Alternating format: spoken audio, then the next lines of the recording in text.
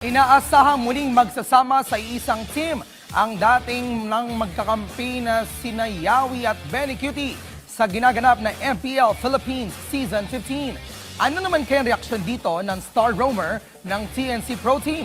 Para sa iba pang detalye, narito ang report ni teammate Carl Velasco. And look at that! Oh!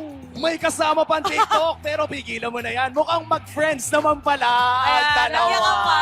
Nakabang na ang mga Mobile Legends fans sa posibleng muling pagsasama ni Tristan Yawi Cabrera at Benedict Benny Cutie Gonzalez sa TNC Pro Team sa MPL Philippines Season 15. Ito ay matapos i-anunsyo ng developmental team ng Phoenix Army na parte na ng kanilang kuponan si Benny Cutie matapos pakawalan ng Team Liquid Philippines. Kung sakali makakasama ni Benny ang mga dating kakampi sa Echo kung saan bukod kay Yawi nanggaling din sa powerhouse squad ang main jungler ng TNC na si Zaida at substitute XP laner na si Trimar TZ. Hindi naman makapaniwala ang 23 anyos sa posibilidad na muli niyang maging kakampi ang kanyang kaibigan. Anya, nagulat siya sa biglaang paglipat ni Benny at hindi niya maitago ang kagalakan sa posibilidad na muli silang magsama sa Land of Dawn.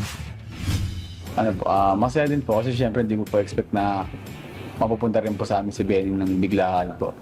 So yun po, happy lang din po and excited po if ever man po na siya, maglaro po siya or hindi. Ay kung maglaro po siya. Nagulat po ako yung sabi ko, parang totoo ba, hindi ako naniniwala. Kasi kala ko bawal po window transfer Tapos nung nalaman ko na may rules pala na pag MDL pala, ipapasok sa MDL, tapos iangat sa MPL. Yun ba parang, kaya pala.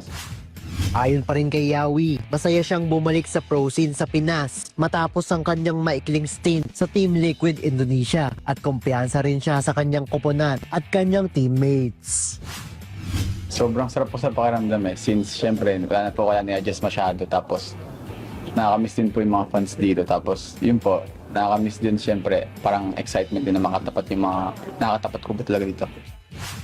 Samantala, pantay naman ang standing ng TNC at Team Falcon sa third place na may parehas na 3 wins and 1 loss. Habang namamayagpag sa tuktok ang Team Liquid na may 4-0 record. Magpapatuloy naman ang week 3 ng MPL Philippines sa Biyernes, March 14, kung saan makakatapat ng TNC ang Team Falcons. Carl Velasco para sa Atletang Pilipino, para sa Bagong Pilipinas.